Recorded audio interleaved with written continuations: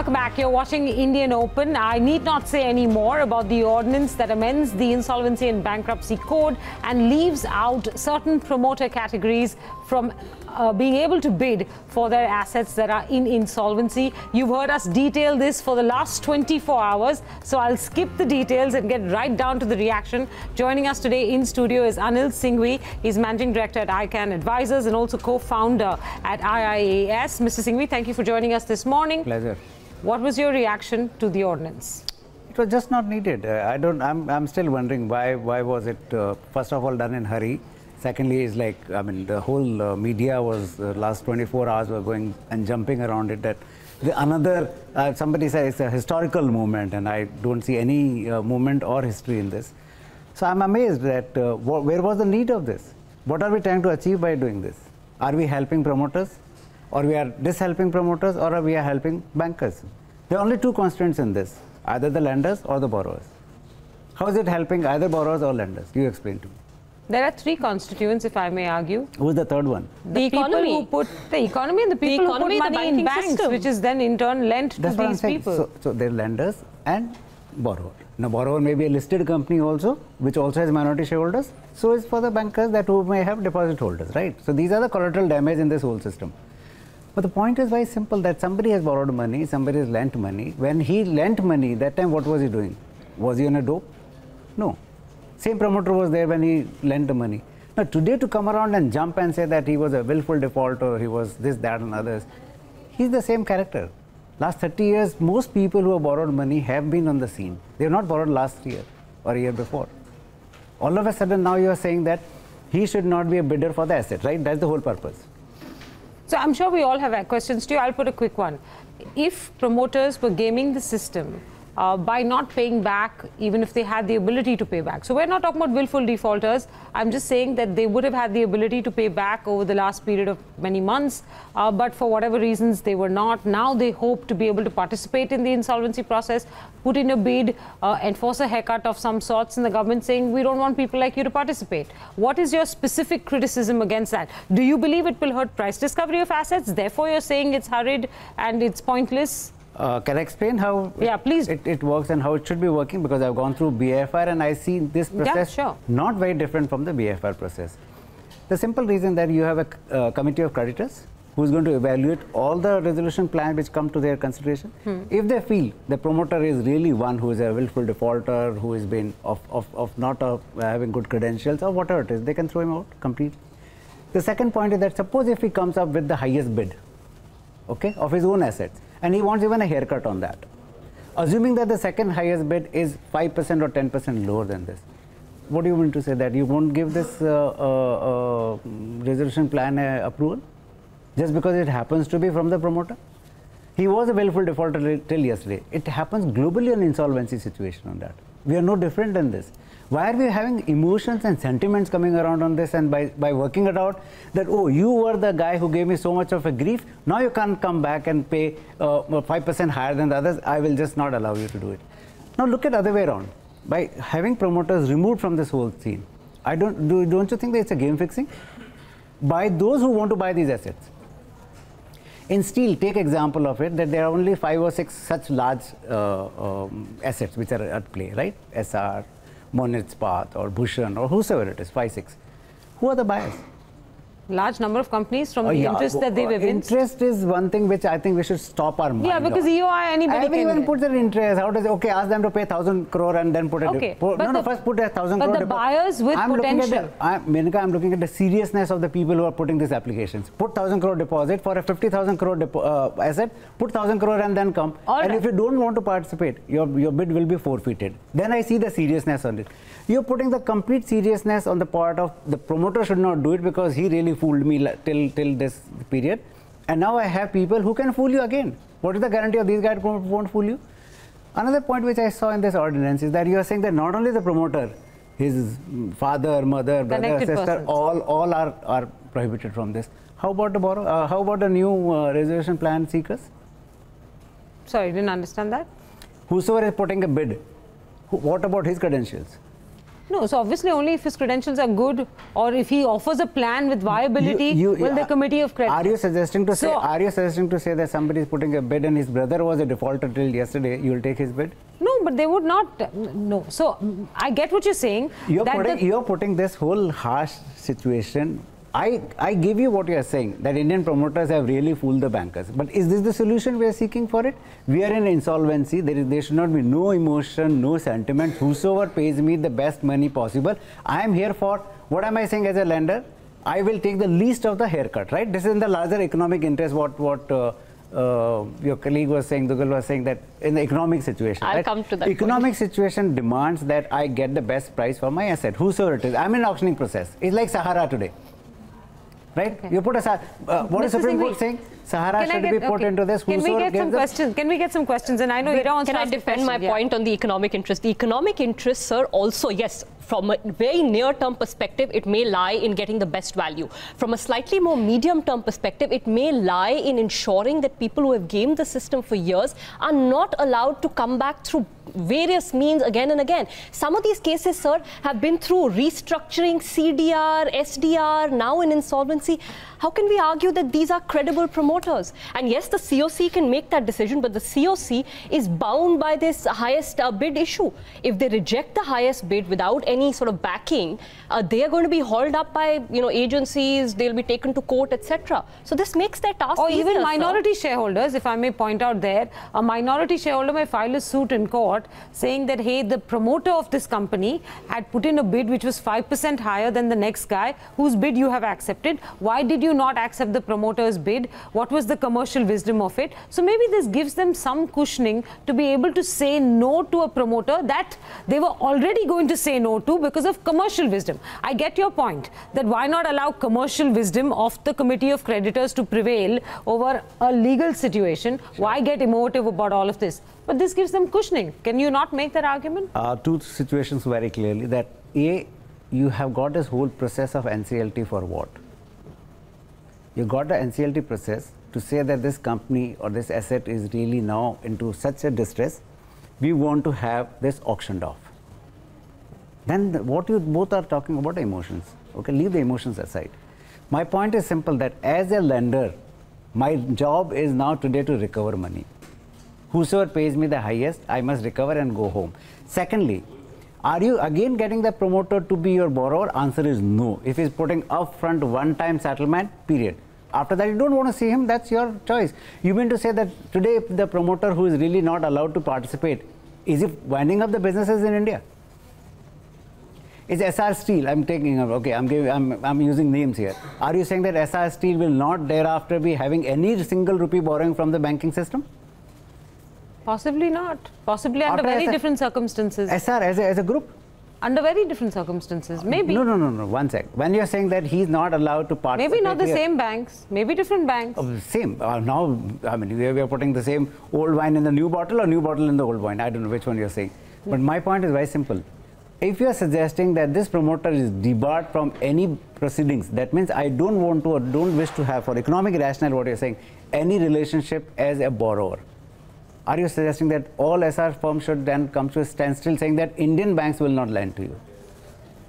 But not now, not until you show us that you have cash to be, or you have some reason to be able to be a viable borrower. You have 12 other companies in every group. So one company goes into NCLT, you're using this yardstick to say that this promoter is not debarred from participating into this process. But otherwise, for other 4 companies, because when you're saying willful defaulter, why willful defaulter? Not willful. This is not willful, sir. This is not willful. This is for even non-willful defaulters. I'm just using the term. I mean, I know both of you. Yeah, but there's a technical meaning to it. So just to make sure viewers don't get confused. So willful defaulter or any other defaulter or somebody has not paid for a variety of reasons. But the point is that to debar that person in proceedings which are there, the flip side of it. Now for a minute I'll argue on that. The flip side of it, promoters are out. Now, it's not a match fixing. There are only about 5 or 6 steel companies which are in distress, and there are only 3 or 4 companies which will really participate in this whole process. I can tell you, I can underwrite this issue. Whatever 40 applications come in and resolution plans are there, all nonsense. No one is going to really have the wherewithal to do it. Where will they borrow money from? Same banking industry is giving so I believe I have a strong counter argument to that, but I know that Neeraj, for next 30 seconds my process in this. So you have these 4 or 5 guys who are really going for, I'm telling you, for match fixing. Is not the discovery of the good price. You take SR Steel, I take Monet, I take Bhushan, and that's the end of it. No foreigner is going to participate in this. We have not seen a single foreign company participating into steel companies in India till date. Okay, that's a fact. JFE and is invested in JSW. Arcelor and what are we talking about? We are talking about here tens of billions of dollars versus some small half a billion. No, JFE has invested quite a bit of money, and if news reports are to be believed, they are willing to participate with JSW in bidding for these assets also. That is in partnership. Correct. What is wrong if the existing promoter also brings in some good partner? Nothing is wrong, sir. But he should have done all of this when he had the time to do all of this. Maybe he was waiting for the game. That happens with everyone. Now, come on, sir. What is wrong in it? What is wrong in it? I'm sure Neeraj and Neera have things to say. I'm not going to get into a prolonged argument. I'm not, for a minute, don't mistake me that I'm really championing the cause of the promoters here. No, I'm looking at the process. The process in which, and again, let me tell you, why am I laboring this point? My laboring this point is only for one simple reason: get the maximum value out of it. Because in this entire process, the biggest loser and collateral damage and the one who is getting shafted out is the minority shareholder of listed companies. And I want to argue out now. It is completely against the interest of the minority shareholders that you don't discover the best price. And if the best price is given by the promoter, so be it. Because he is still a shareholder in that company. He doesn't care about it. Even if the promoter is really not of a good credential. Can we counter this? Can you allow us to counter this? But 1 minute, let me complete. Even if the promoter is not of a good quality, he still is a shareholder. Can we counter this? Go ahead. Okay. I have a few points to make. I'm sure you people do as well. Firstly, maximum price does not just mean a number. It means the ability to actually back up that number with true payments, right? Because nobody is going to come for a, let's say, SR Steel or a project of the size of Bhushan. Nobody is going to come with 30,000 crores in cash and say, boss, ye le lo, tum bankers. I'm suggesting that only. So there will be a restructuring. No, sir. There will be a restructuring of debt terms. That will mean that whoever is restructuring the debt terms has to have the wherewithal to pay back. As you said, there may be other bankers who may be willing to lend me. No, these bankers are tired of me, but there may be another half a dozen set of bankers, maybe global. If they were willing to lend, then you've had so much time so far before the company went to insolvency. You chose not to find those bankers then. Now, miraculously, those bankers will appear? Yes, Menaka, yes. How? Yes. The simple fact is that I really do not know what will suit these bankers to agree with me. I can tell you with personal experience, these bankers are also wanting to go through this whole NCLT route because they don't want CVC, CAG and all that. Why did you sit into a settlement with a rogue borrower?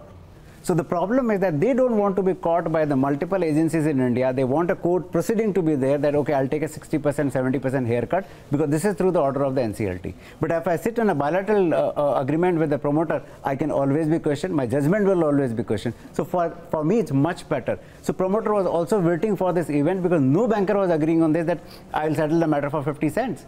Why didn't we have these kind of issues in India? We don't have it for the simple reason that fear is so much that if I take any decision, I'll be hauled up on that. So much better that this whole process be there. So promoters were waiting for all along this, that let the NCLT process be there, let them arrive at some numbers. If I'm successful, I'll pay this money. And what if somebody comes and says that, okay, this is my upfront money. Okay, I didn't have it till yesterday. That doesn't debar me from having it today.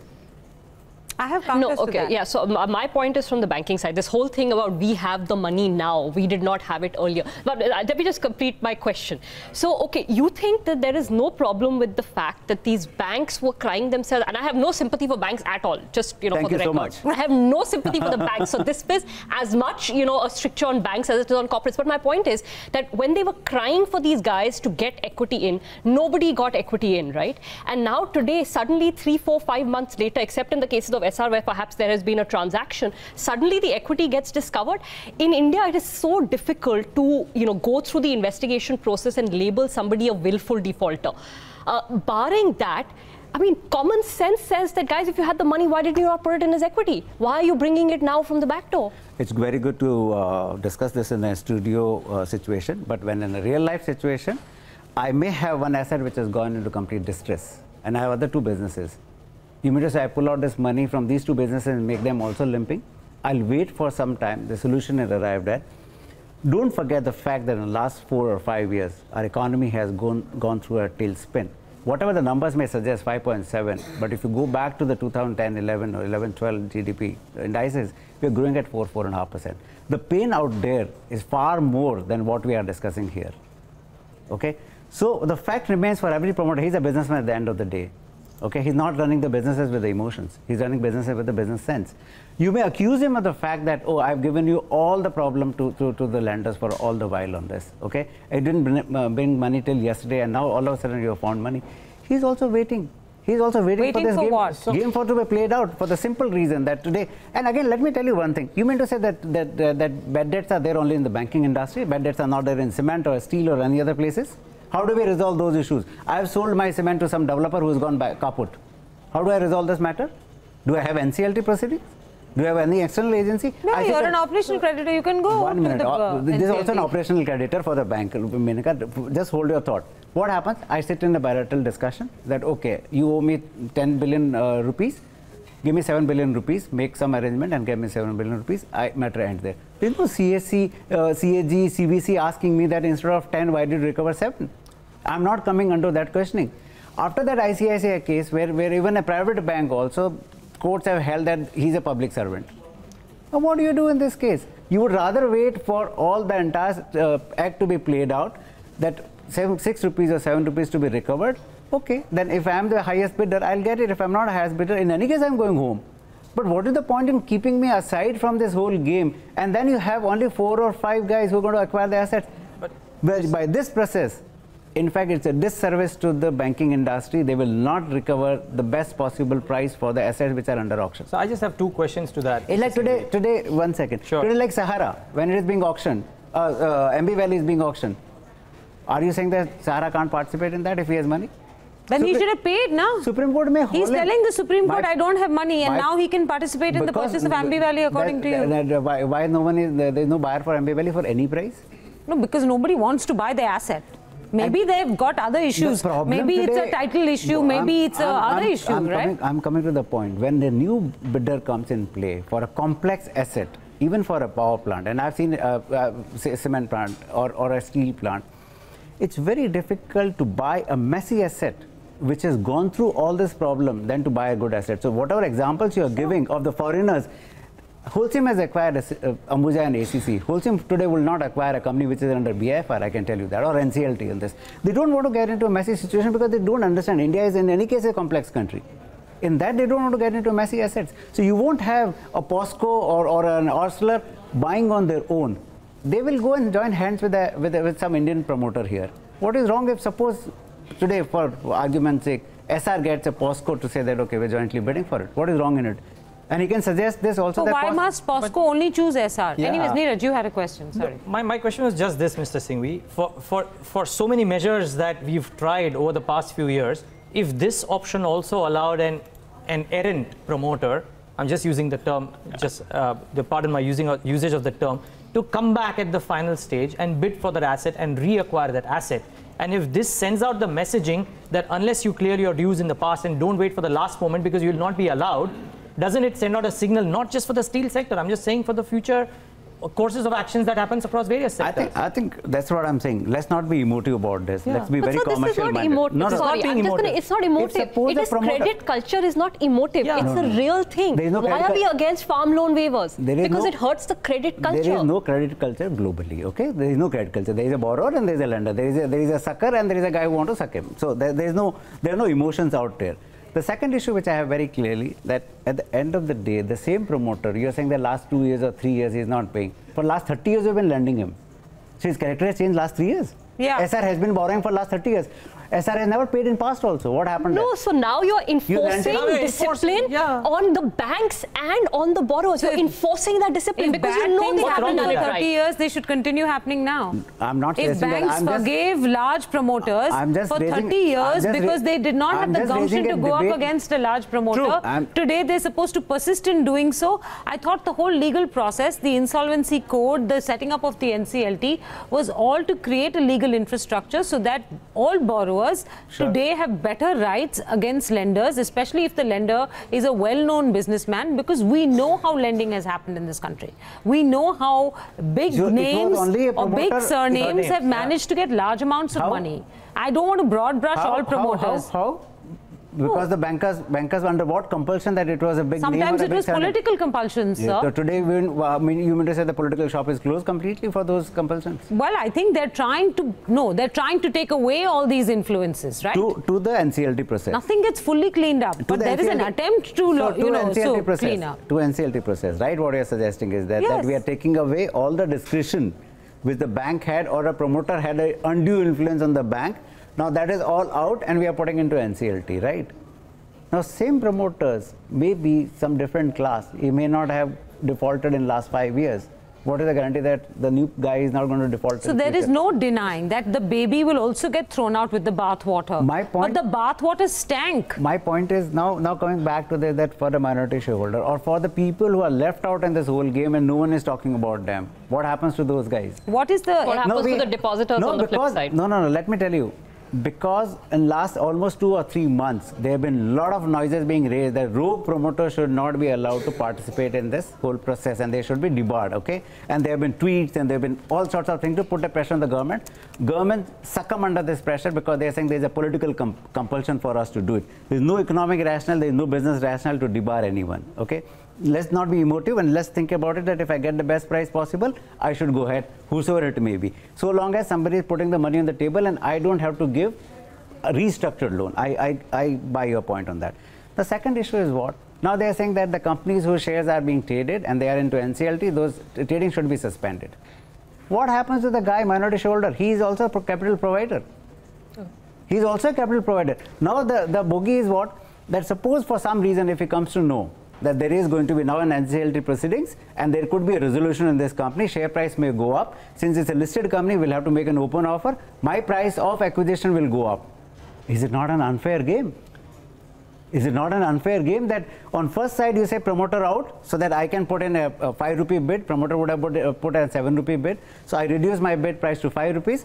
Then I come back and say, being a listed company, the share should be suspended till such time the resolution plan is completed. That is the request. It has not been. That is one person's suggestion. Until a month back, to keep the rogue promoter out also was only a suggestion, which is now a reality of life. But the government has not acted on those suggestions. I don't know. There are many suggestions. There are people who are suggesting that the same exemptions that were made available to SIC companies. The ordinance has come. How it would have changed the situation if suppose they had let it come into the parliament in 15 days time if the parliamentary session is going to be there? I agree with you on that. Okay. That so question I agree with you. Why did we need an ordinance for this? There is no debate, there is no discussion and you just come out, cabinet decides, send to the president signed in the middle of the night. So I agree with you on that. It's a question we raised right here on Bloomberg Queen, saying why do this through the ordinance route? Why not allow for parliament to sit and discuss this, debate this and do it as an amendment to the law in the straightforward manner? You would have gotten more discourse. I agree with you on that. Because there was huge pressure which was being built and this government succumbed under the pressure. Mr. And Singhvi, again the second thing I'm telling you, Menaka, mind my words, this will go through because they've tested the blood now.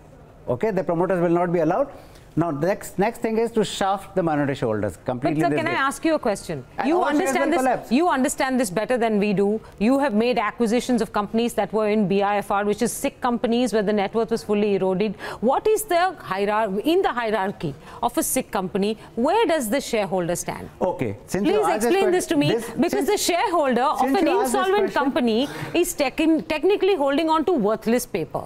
So what is his right? What is his right, sir? Menaka, I'm so glad you raised this issue, okay? And no holds barred for next 2 minutes.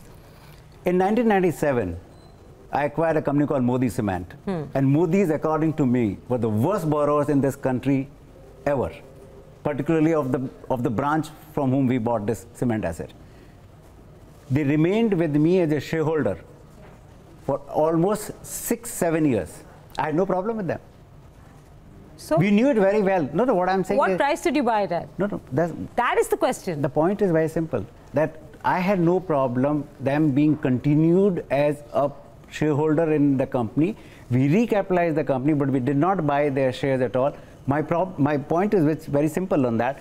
that he may be a rogue borrower, little between the lender and the borrower. I have nothing to do with it. I have acquired his company. Mr. Let him continue to be a shareholder. That you chose to continue to have him as a shareholder was your personal preference or your company's preference at that time? There is no preference. What was the value of his equity, sir? No, my point is simple. That let the emotions not play out. What you mentioned about is that how do you acquire these companies and do it? I'm giving the example today. Right now, we're all talking about theory.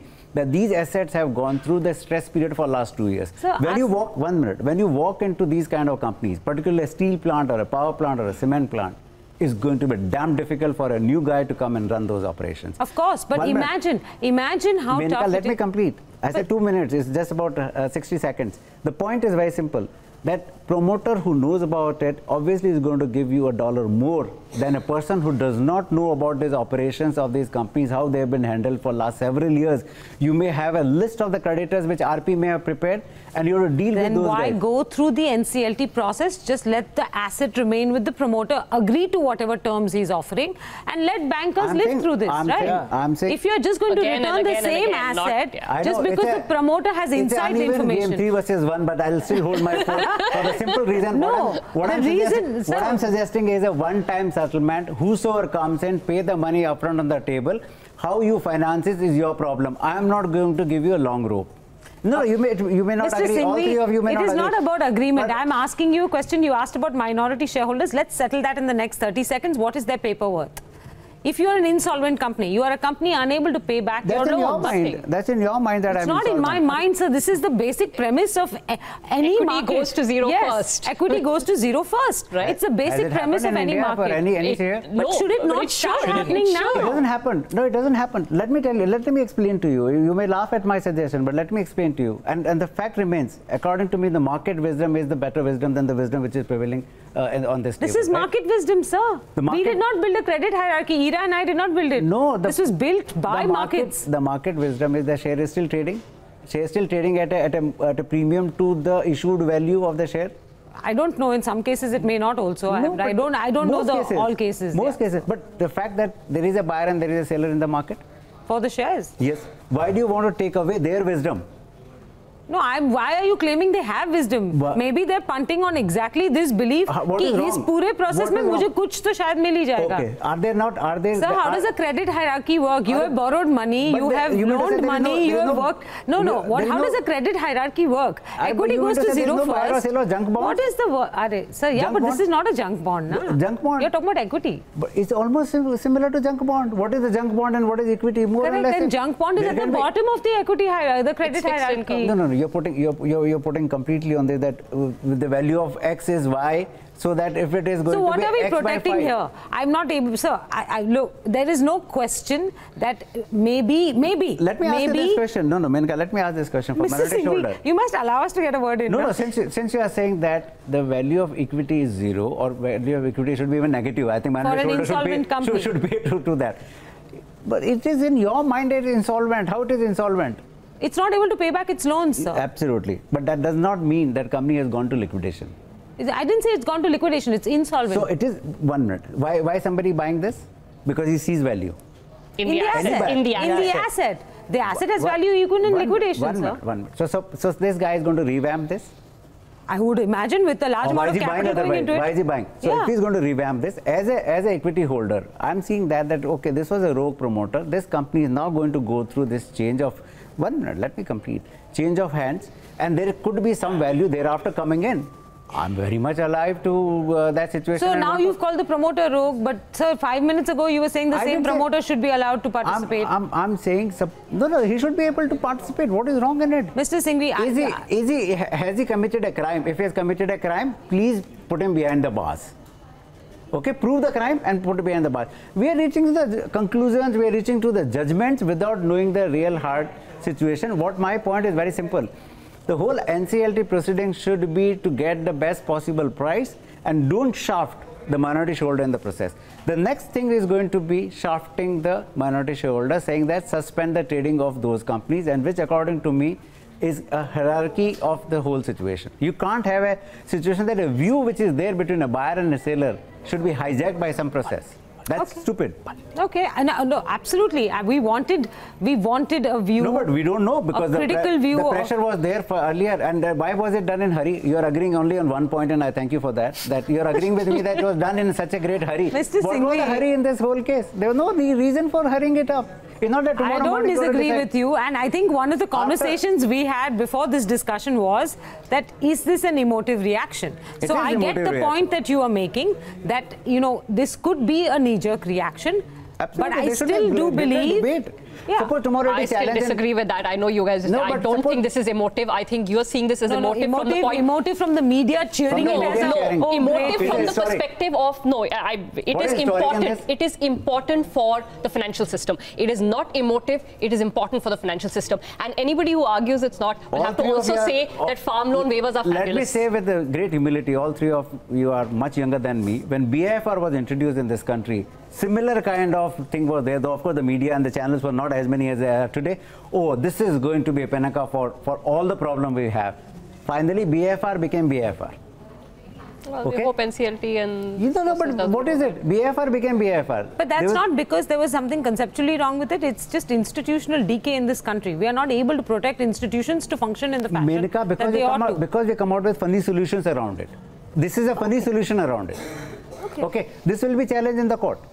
There will be promoters who go and challenge it. There's no denying that. We've discussed it yesterday. And there could be a situation where courts may say, allow him. What is wrong with it? If he's bringing money. Be. Who can prejudge what the Supreme Court will say? No, but there is a merit. There is a commercial merit in this, that if he's bringing the money upside on the table, what is wrong with it? He may have defrauded you before. All right. We'll let that be the last word then. And I'll quote you exactly. If he's bringing money to the table now, what is the problem? He may have defrauded you before. There's no clean system. All right. Okay. We'll let that to be the last word. Thank you very much, Mr. Singhvi. Pleasure.